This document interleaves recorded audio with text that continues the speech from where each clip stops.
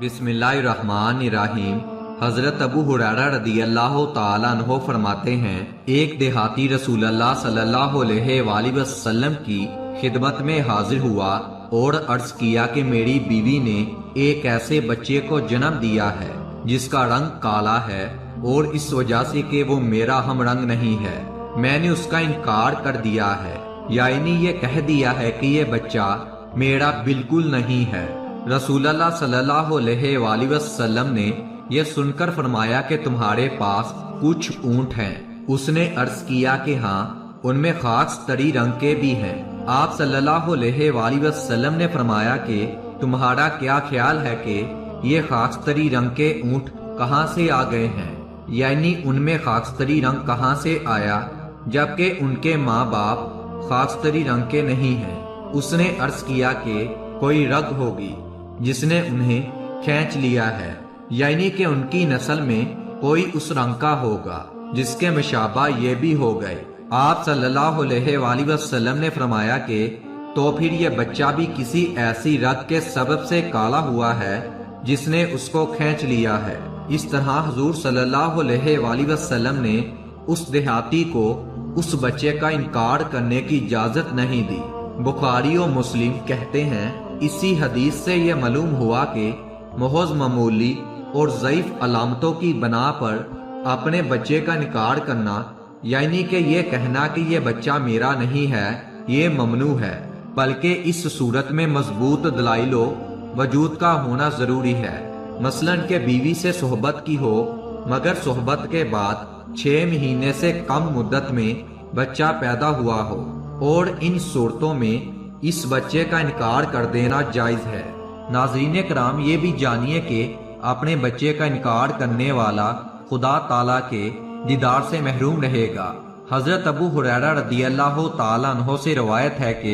کہ انہوں نے لعان کی آیت نازل ہونے کے موقع پر رسول اللہ صلی اللہ علیہ وآلہ وسلم کو یہ فرماتے ہوئے سنا کہ جو عورت کسی کو اس قوم میں داخل کرے جس میں وہ نہیں ہے، یعنی کسی عورت نے بدکاری کرائی اور پھر اس بدکاری کے نتیجے میں بچے کو جنم دیا اور اس بچے کو اپنے خاوند کی طرف منسوب کر دیا، تو وہ خدا کے نزدیک کسی درجے میں نہیں ہے، اور اللہ تعالیٰ اس کو اپنے مقربوں اور نیک بندوں کے ساتھ ہرگز اپنی جنت میں داخل نہیں کرے گا۔ اور جو شخص اپنے بچے کا انکار کرے، یعنی اس کی بیوی نے جس بچے کو جنم دیا ہے اس کے بارے میں کہے کہ میرا نہیں ہے، حالیہ کہ وہ اس کی طرف دیکھتا ہے، یعنی وہ جانتا ہے کہ میرا بچہ ہی ہے، تو اللہ تعالیٰ اس سے پردہ کرے گا، یعنی اس کو خدا کا دیدار نصیب نہیں ہوگا، اور اللہ تعالیٰ اس کو تمام اگلے پچھلے لوگوں میں رسوا کرے گا، یعنی کہ جب میدان حشر میں تمام اگلی پچھلی مخلوق جمع ہوگی تو ان کے درمیان اس کو ذلیل و رسوا کرے گا۔ کتاب کا حوالہ ابو داؤد۔ حدیث کا حاصل یہ ہے کہ نہ تو عورت کو چاہیے کہ وہ بدکاری کرائے اور اپنے حرامی بچے کو اپنے خاوند کی طرف منسوب کرے، اور نہ مرد کو چاہیے کہ دیدہ دانستہ اپنے بچے کا انکار کرے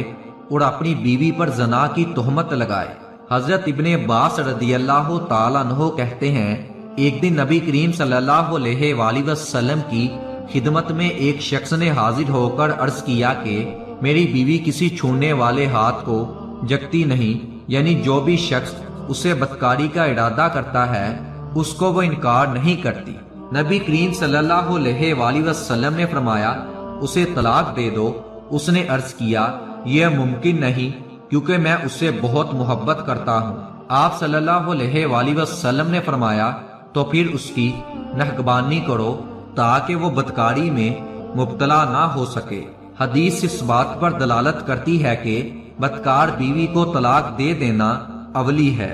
کیونکہ حضور صلی اللہ علیہ وآلہ وسلم نے طلاق دینے کا حکم پہلے دیا اور نگہبانی کرنے کا حکم بعد میں دیا۔ ہاں، اگر کسی وجہ سے طلاق دینا آسان نہ ہو، مثلا اسے اتنی زیادہ محبت ہو کہ اس کو اپنے سے جدا کرنا ناممکن ہو، یا اس کے بطن سے کوئی بچہ ہو جو ماں کی جدائی کو برداشت نہ کر سکتا ہو، اور یا اس بیوی کا اپنے اوپر کوئی ایسا قرض و مطالبہ مثلا مہر واجب ہو کہ جس کو ادا کرنے پر قادر نہ ہو، تو ایسی صورت میں جائز ہے کہ اس کو طلاق نہ دے، لیکن یہ شرط ہے کہ وہ اس کو بدکاری سے روکے۔ اگر وہ اس کو بدکاری سے نہ روک سکے تو پھر طلاق نہ دینے کی صورت میں وہ گناہ گار ہوگا۔